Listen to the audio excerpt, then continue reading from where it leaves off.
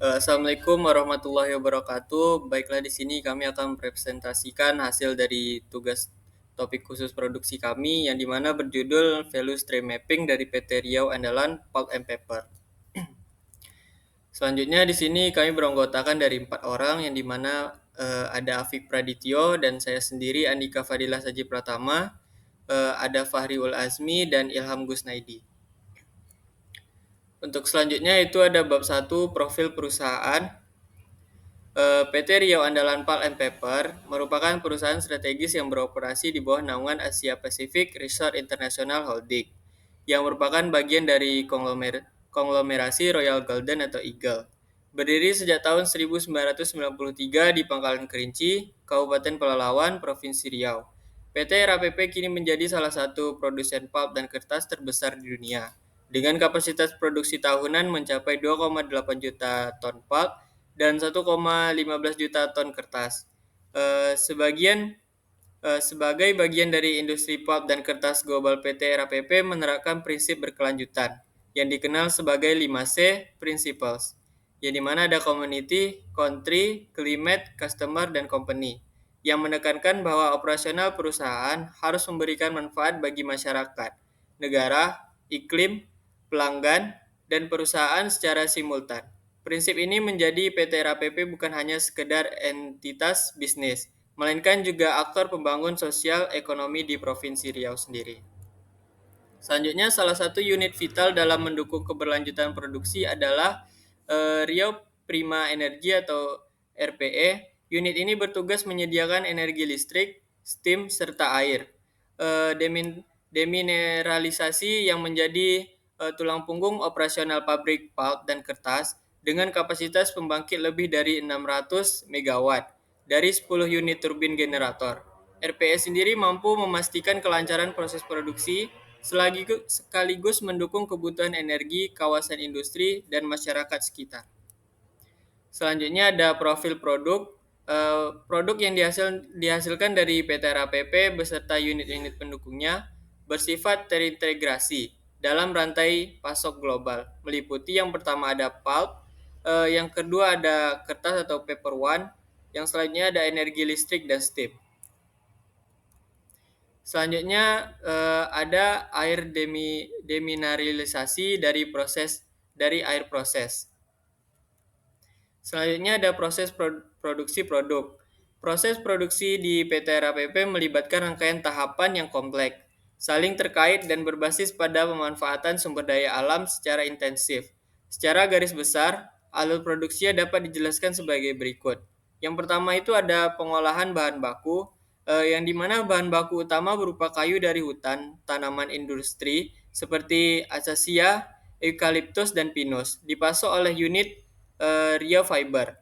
Selanjutnya ada kayu kemudian diolah menjadi pulp melalui serangkaian proses mekanis dan kimia. Pemasakan, pemisahan, hingga balancing untuk menghasilkan serat selulosa murni. Selanjutnya ada produk pulp dan kertas. Unit Riau Pulp menghasilkan pulp yang sebagian besar digunakan oleh unit Riau Paper untuk memproduksi kertas. Sebagian pulp juga dipasarkan ke pasar global sebagai produk intermediate. Selanjutnya produksi energi dari Riau Prima Energi.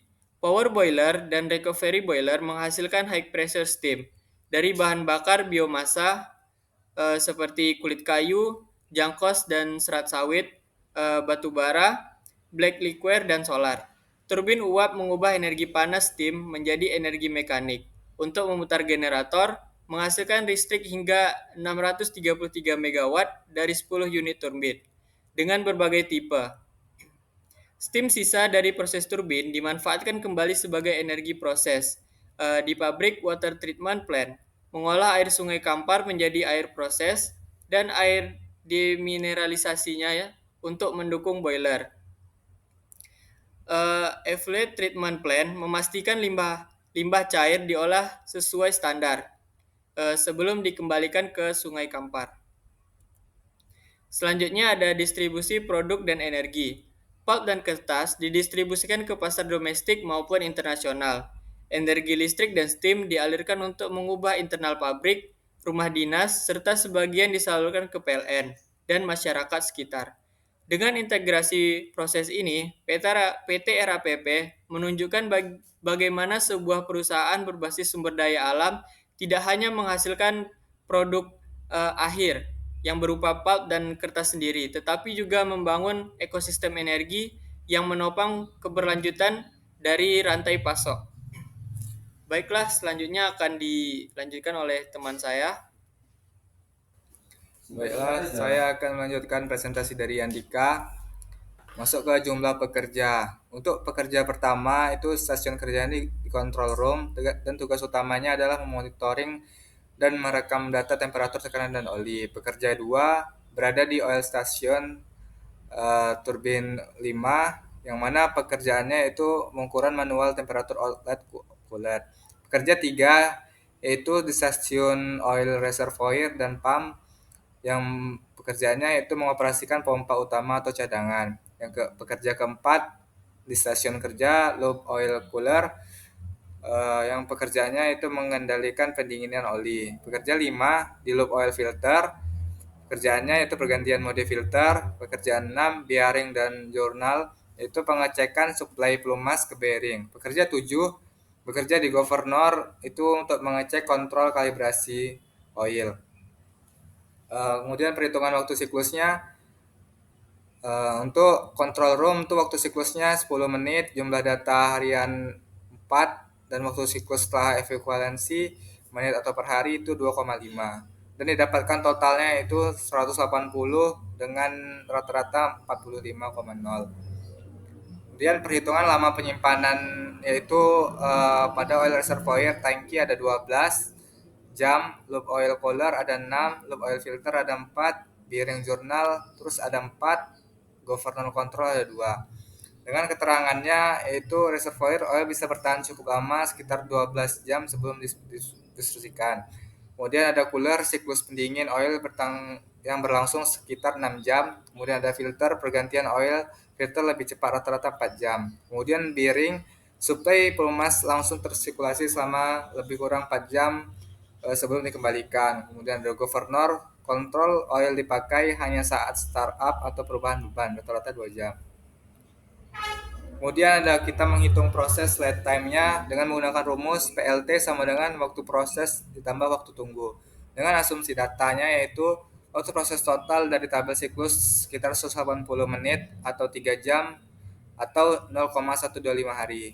Tunggu waktu totalnya itu reservoir ada 12 jam ditambah cooler 6 jam ditambah filter 4 jam tambah bearing 4 jam dan governor 2 jam menjadi 28 jam dengan total harinya sekitar 1,17 hari. Dengan perhitungannya yaitu 0,125 ditambah 1,17 didapat 1,295 hari atau 31,1 jam atau 1866 menit. Kemudian menghitung proses cycle efisiensi yaitu menggunakan rumus PCE sama dengan VAT per total PLT dalam kurung menit.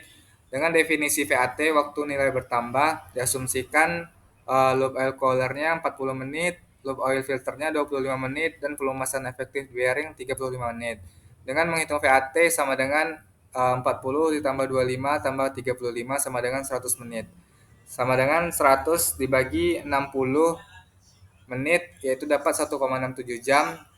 Kemudian 1,67 jam dibagi 24 sama dengan 0,0696 hari. Kemudian substitusi ke rumus pakai PLT sama dengan 1866 didapat 5,36%. Berikut adalah current state map-nya dan dapat dilihat pada slide berikut. Kemudian lanjut ke upaya peningkatan yang akan dibacakan oleh teman saya. Baiklah, saya akan melanjutkan dari yang telah dibacakan oleh teman saya tadi. Yaitu selanjutnya ada upaya peningkatan. Yang pertama itu ada waktu tunggu atau waiting. Terjadi pada proses reservoir 12 jam dan cooler 6 jam yang menyebabkan PLT tinggi, lebih kurang dari 31 jam. Saran perbaikan, menerapkan sistem flow balance antar pompa, MOP, AOP, dan DC agar didistribusi oli lebih stabil. Yang kedua itu mengurangi lama simpangan di reservoir dengan otomatisasi level control sehingga oli segera dialirkan ke cooler. Yang kedua itu ada persediaan tidak penting atau inventory. Tingginya oli yang tertahan di reservoir serta sirkulasi berulang di filter menimbulkan WIP berlebih. Saran perbaikan yang pertama itu ada menyesuaikan kapasitas pompa oli dengan beban aktual turbin untuk menghindari overstop di reservoir. Yang kedua itu ada mengoptimalkan jadwal maintenance filter agar pergantian jalur atau operasi ke standby lebih cepat sehingga oli tidak tertahan lama. Yang ketiga itu ada cacat atau defect. Risiko kerusakan atau fouling atau overheating pada cooler dan bearing menyebabkan kualitas pendingin dan perlumasan tidak stabil. Saran perbaikan itu yang pertama ada menetapkan preventive maintenance pada heat exchanger atau cooler untuk menjaga efisiensi perpindahan panas. Yang kedua itu ada memasang sensor temperatur dan tekanan real time di bearing untuk mencegah kegagalan dini. Rekomendasinya yaitu ada fokus utama perbaikan adalah mengurangi waktu tunggu di reservoir dan cooler. Karena waste terbesar ada di sana dan berkontribusi terhadap tingginya PLT. Yang kedua ada terapkan kontrol kualitas oli di storage dan oli stasiun untuk memastikan viskositas dengan temperatur stabil sebelum masuk ke sistem utama. Yang ketiga itu gunakan teknologi otomasi dan sensor real time pada pompa, cooler, dan bearing untuk meningkatkan akurasi pengendalian aliran serta mencegah defect atau overheating atau fouling. Yang keempat itu ada terapkan Kaizen dan continuous improvement di seluruh stasiun proses pelumasan, termasuk optimasi jadwal maintenance, filter, dan balancing pompa untuk meningkatkan kendala sistem. Berdasarkan analisis VSM, proses lead time atau PLT sama dengan 1,29 hari lebih kurang dari 31 jam per 1866 menit dengan processing efisiensi atau PCE dengan 5,36% menunjukkan bahwa waktu tunggu masih mendominasi dibandingkan waktu proses. Dominan ditemukan adalah wetting atau reservoir dan cooler dan inventory penumpukan oli pada reservoir dan filter yang masuk kategori tinggi. Mengidentifikasi waste menunjukkan bahwa proses bernilai tambah atau VA relatif kecil dibandingkan waktu tunggu sehingga diperlukan perbaikan signifikan melalui otomasi aliran, balancing pompa, dan normalisasi jadwal maintenance. Nah, sekian dari saya, terima kasih. Baiklah, cuman itu yang bisa saya sampaikan dari kelompok kami. Sekian dari kami, terima kasih. Mohon maaf apabila ada salah dan kurang.